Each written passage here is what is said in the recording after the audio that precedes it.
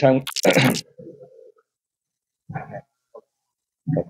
প্রিয় সাংবাদিক ভাইরা, আপনারা কষ্ট করে আসছেন, সেজন্য আপনাদের সকলকে ধন্যবাদ জানাচ্ছি। গত কয়েকদিনের এই ঘটনা পর্যায়ক্রমে যেভাবে সংঘটিত হয়েছে, তারই আমি ক্রমান্বয়ে জিনিসগুলো বলার চেষ্টা করছি। বিগত ২৬ তারিখ সন্ধ্যায় সিটি ভার্সিটির এক শিক্ষার্থী ড্যাফোডিল ইউনিভার্সিটির এক শিক্ষার্থীর গায়ে থুতু নিক্ষেপ করলে বাক বিতণ্ডার সৃষ্টি হয়। পরবর্তীতে ড্যাফোডিলের শিক্ষার্থীদের হোস্টেল ব্যাচেলর প্যারাডাইসে সংঘবদ্ধভাবে হামলা চালানো হয় ২৬শে অক্টোবর রাত ৯টার দিকে এবং পথে ঘাটে যেখানেই সম্ভব শিক্ষার্থীদের আটক করে জিম্মি করা হয়।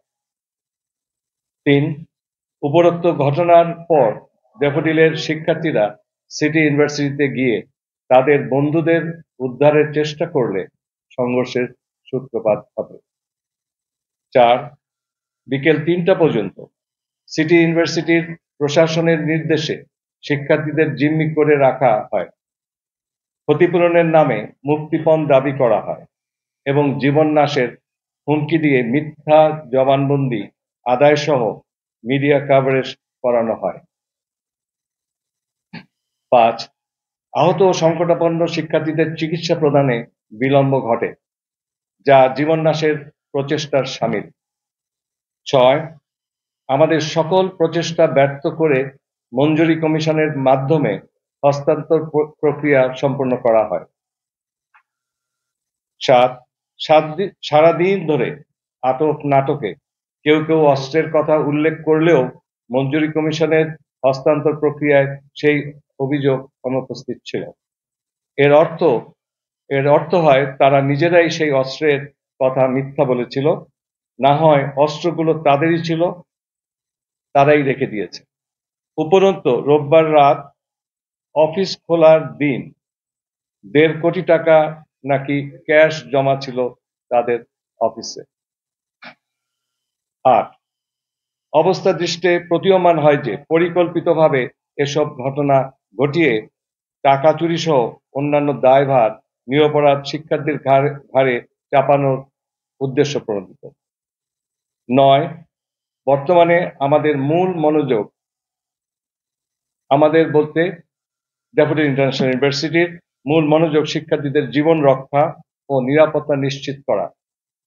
আর্থিক ক্ষয়ক্ষতির গুরুত্ব আমাদের কাছে আছে, তবে বিষয়টি কখনোই মানুষের জীবনের সঙ্গে তুলনাযোগ্য নয়। ১০. বিশ্ববিদ্যালয় মঞ্জুরি কমিশন এ ব্যাপারে পরবর্তী কাজগুলো করবেন এবং প্রয়োজনীয় ব্যবস্থা নেবেন বলে জানিয়েছেন। গতকালকে আমি নিজে বিশ্ববিদ্যালয় মঞ্জুরি কমিশনে গিয়েছিলাম, ভারপ্রাপ্ত চেয়ারম্যানের সাথে আলাপ করেছি, আমার পদক্ষেপগুলো ওনাকে জানিয়েছি সকাল থেকে ধরে, এবং ব্যক্তিগতভাবে বিশ্ববিদ্যালয়ের তরফ থেকে আমি ধন্যবাদ জানিয়েছি ওনাদের সঠিক সময়ে যে ইন্টারভেন করেছেন এবং আমাদের যেই মানে জিম্মি করে রেখেছিল যে সমস্ত স্টুডেন্টদেরকে, তাদেরকে ছাড়িয়ে নিয়ে ব্যাপারে আমরা আমাদের জীবিত অবস্থায়, গুরুতর মুমূর্ষ অবস্থায় ছিল অনেকে, ভাবে আহত ছিল সকলেই এবং জীবিত ছিলেন তারা। এই 11 জনকে পরবর্তীতে আমরা পেয়ে আমরা তখন পুরো জিনিসটা বুঝতে পেরেছি।